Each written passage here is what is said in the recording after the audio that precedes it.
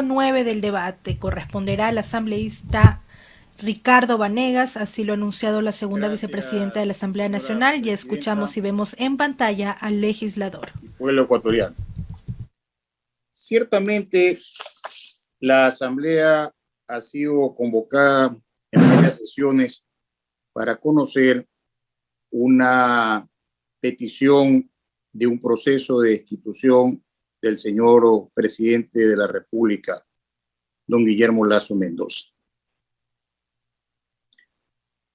Pero parece que la memoria es frágil para todos los que estamos en la Asamblea y para el pueblo ecuatoriano, ya que esta no es la primera vez que la Asamblea Nacional y quienes la impulsan en cuanto a la pretensión han intentado aplicar esta normativa. Debo recordarles que la Comisión de Garantías Constitucionales, en el caso Pandora Papers, también buscaba aplicar el artículo 130, numeral 2 de la Constitución. Y claro, ese informe careció de una formación técnico-jurídica constitucional. Fue vacía en su contenido. Y es que, habiendo tenido la oportunidad, compañeros asambleístas y pueblo ecuatoriano, de nutrirse de conocimientos constitucionales para no poder cometer errores, ustedes han presentado una demanda sin aportar ninguna prueba y sin decirle al Ecuador realmente cuál es el concepto de conmoción social. Y no vengan a mí a darme discursos sobre determinados temas. ¿Y saben por qué no lo pueden hacer, señores asambleístas? Porque desde el año 2009, en que entró en vigencia esta Constitución, hasta la fecha, no existe en el sistema jurídico nacional ninguna normativa que defina lo que es una conmoción interna. Claro, si ustedes se hubiesen preocupado de revisar una sentencia constitucional que ya fue señalada en el informe de Pandora Papers, y me refiero al dictamen 3-19-EE-2019, ustedes ahí sí van a poder encontrar lo que se conoce o se define para la justicia constitucional ecuatoriana como conmoción interna, y que no es otra cosa que la real ocurrencia de acontecimientos de tal intensidad que atentan gravemente en contra del ejercicio de los derechos constitucionales, la estabilidad institucional, la seguridad y la convivencia normal de la ciudadanía. Ese es el concepto. Entonces, si nosotros queremos aplicar el artículo 130, numeral 2 de la Constitución, deben haber dos requisitos. Uno, la conmoción interna, y otro, la grave crisis política. Ahora bien, para que el pueblo ecuatoriano entienda a qué se refiere la pertinencia o no de este proceso constitucional, solamente tenemos que recordar que en el Ecuador ya se presentó un caso concreto donde hubo estos dos elementos, claro, antes de que entre en vigencia esta Constitución.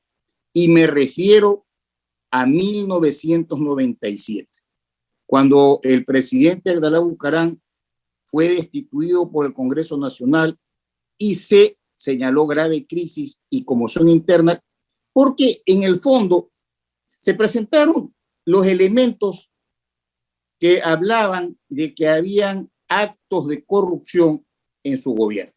Y el pueblo ecuatoriano salió a las calles a pedir que él se vaya. Vean ustedes los dos elementos que tienen que haber. Ahora bien, quisiera, señora presidenta, para continuar con mi intervención, que el secretario proyecte una presentación que le he hecho llegar.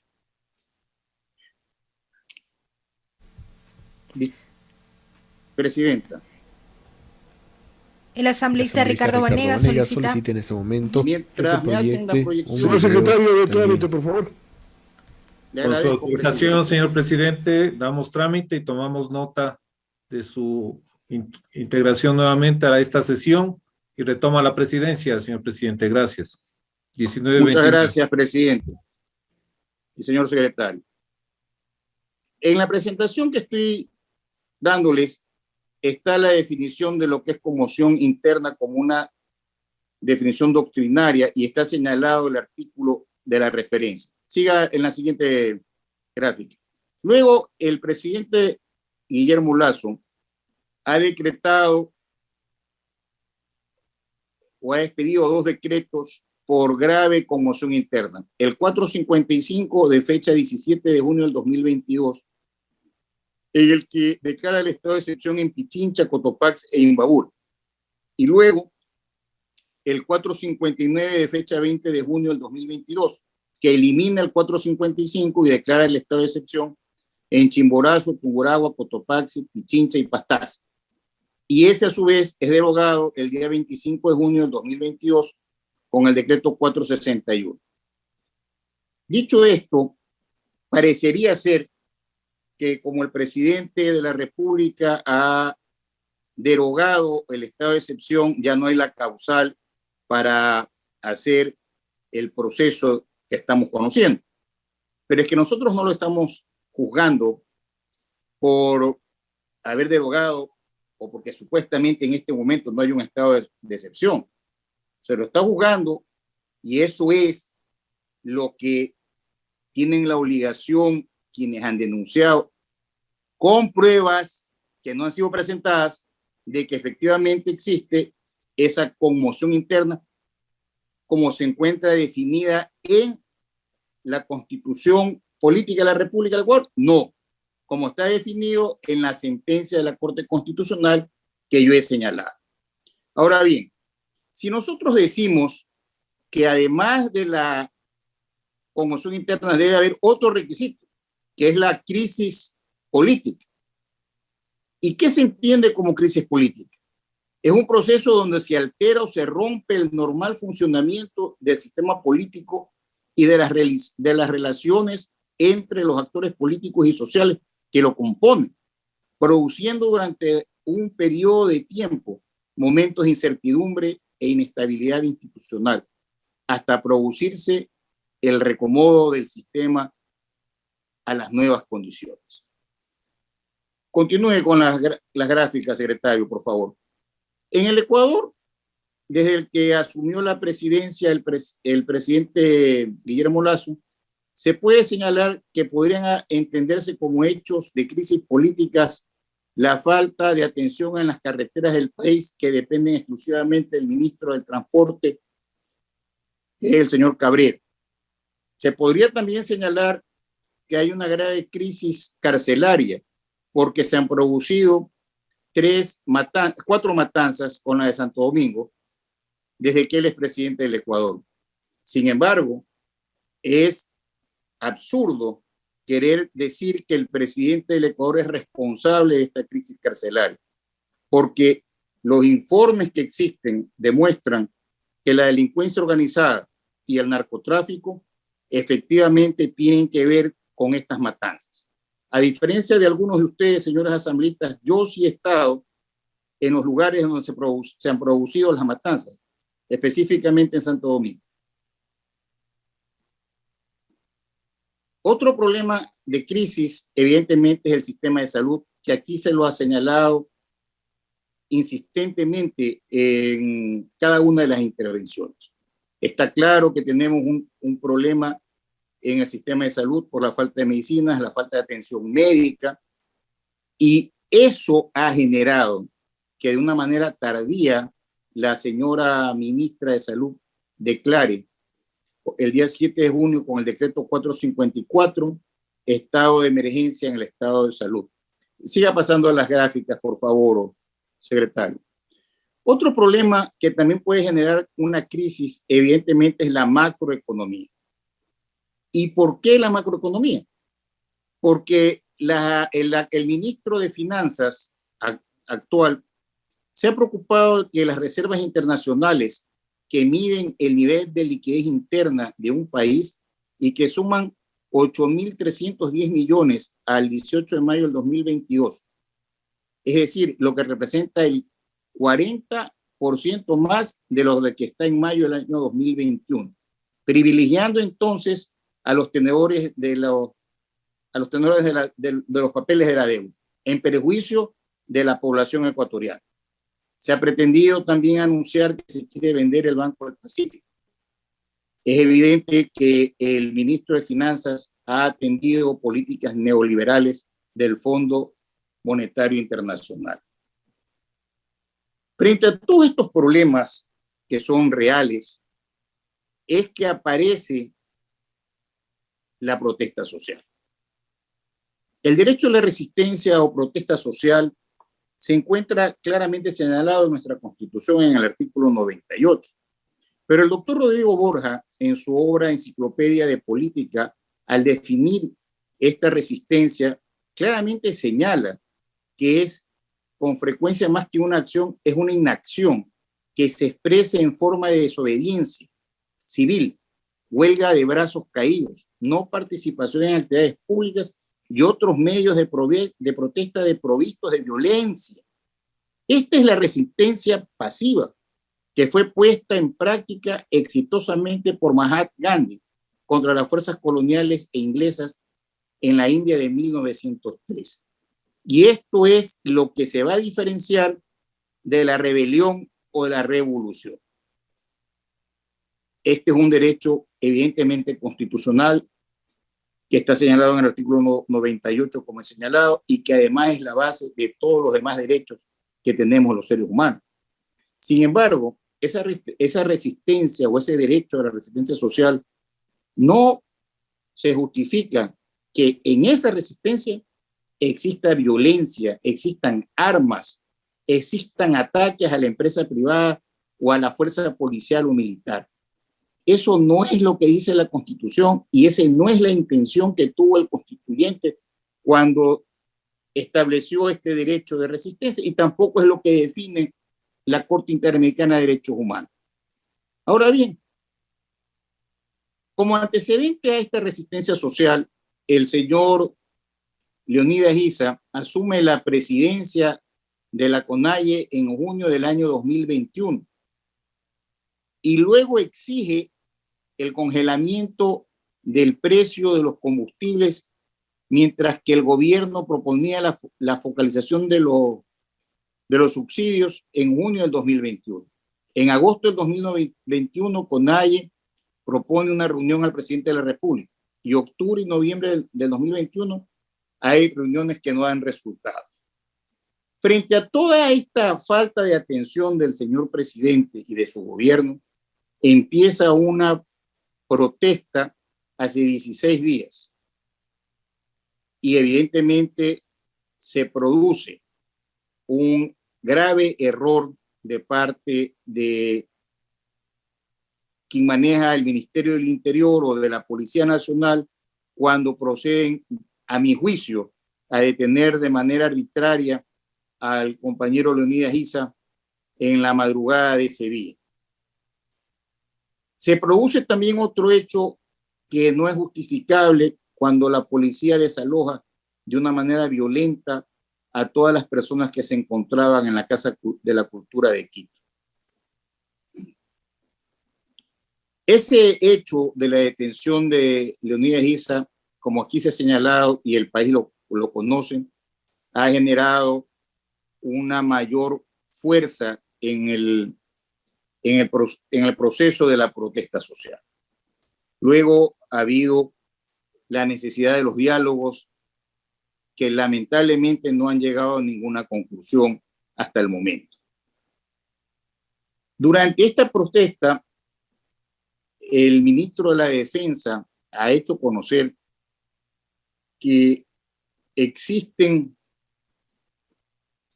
personas infiltradas e inclusive ha llegado a manifestar que está la presencia a lo mejor de grupos delincuenciales. Son acusaciones extremadamente graves porque la política nacional no puede ser criminalizada y porque además no pueden existir indicios de una narcopolítica en el Ecuador. Ahora bien, cada uno de nosotros, me refiero a los 137 que vamos a votar el día de hoy, a diferencia de lo que sostienen algunos abogados, algunos asambleístas inclusive, el día de hoy vamos a ser jueces, porque este es un proceso de destitución. Y nosotros como jueces políticos tenemos que tener imparcialidad. Y a mí sí me llama la atención, y al país también, y al mundo, que iniciándose un proceso de destitución, hayan asambleístas como Patricio Cervantes, que denunció presunta amenazas en su domicilio para que cambie su voto. Que manifestantes rodearon la casa de los asambleístas Lucero, Vinuesa y Curicamo para que voten por la destitución de Lazo. Que se tomaron la gasolinera de la compañera asambleísta Consuelo Vega. Que además, en el caso de la asambleísta Blanca del BAN, también señalan que la han amenazado. Pero hay otro tema que ustedes aquí, señores asambleístas y pueblo ecuatoriano, han inobservado. La protesta social, evidentemente todos la vamos a apoyar. Lo que no vamos a apoyar son los actos vandálicos. Lo que no vamos a apoyar de ninguna manera es que se produzcan muertes de quienes protestan y de los militares o policías. Eso no lo podemos aceptar. Pero hay otra cosa, y esto realmente debe llamarnos mucho la atención, porque todos se han descuidado en observar que desde el día 1 que empezó la protesta social, en lo que va del año 2022, habían 2.050 muertes violentas. Y desde el día 1, desde el día 3 al día 25 de junio, solamente hay 66 muertes. ¿Esto qué quiere decir? Que los grupos delincuenciales han dejado de hacer sicariato. Que además, la droga incautada durante el año 2022 era de 105.560 toneladas de droga. Y solamente del 13 al 25 ha sido de 8.635 toneladas. Quiere decir, señores asambleístas, que durante el tiempo que ha durado esta protesta, los grupos delincuenciales y el narcotráfico han tenido libertad de acción en el Ecuador. Porque la policía obviamente está descuidada de sus labores por atender la seguridad interna del país. Lo cierto es que en este proceso de destitución, cada asambleísta que hizo esta denuncia tenía la obligación de demostrar que el señor presidente de la República adecuó su conducta en dos hechos: la conmoción interna y la crisis política. Y eso es lo que no han hecho. Porque no crean que él es el único responsable de esto. Aquí han habido otros actores que han participado directamente en el proceso. Y aquí, porque hay que hablar con claridad y con frontalidad,